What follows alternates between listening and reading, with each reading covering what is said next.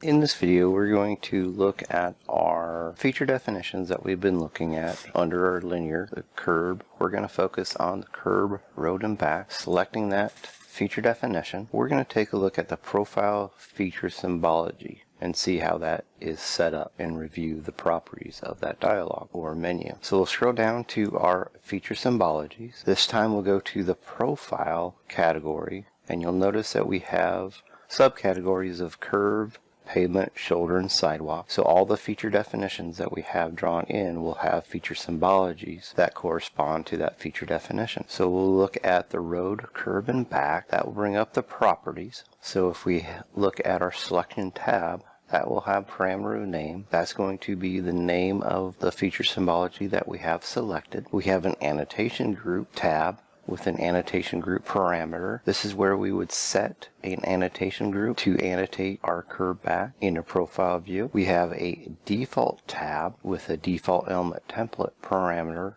where we would assign our default element template. For this example, our element template for the default is set to linear, curb, road, curb, and back. Our linear folder, a curb folder, and then our actual element template is called road, curb, and back. And one note for the default, it's always good practice to set the default element template, but to know anything below the default will be an override. So that will take us to our profile tab with parameters of element template and curve element template. So if we needed to override or have a different symbology for our element templates, we would set that at the profile tab and the profile element template here. You'll notice that this matches the default element template, so this is still being applied and that element template is being applied. So it's overriding the default. If we had none here, then our default element template would be set, but we would use these as overrides. So we could do that for the curve element template too.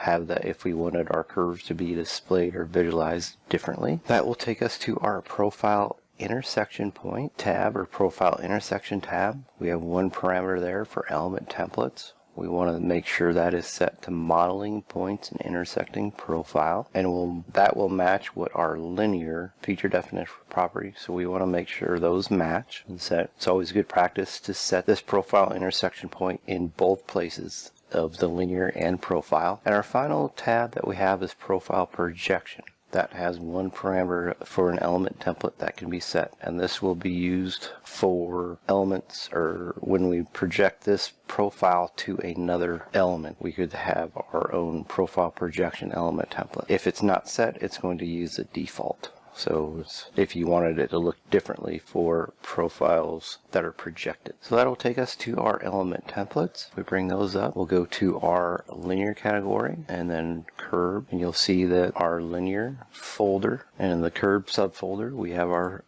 element templates. And if we remember our element templates, we'll set our level and different attributes such as color, line, style, weight, or our classes.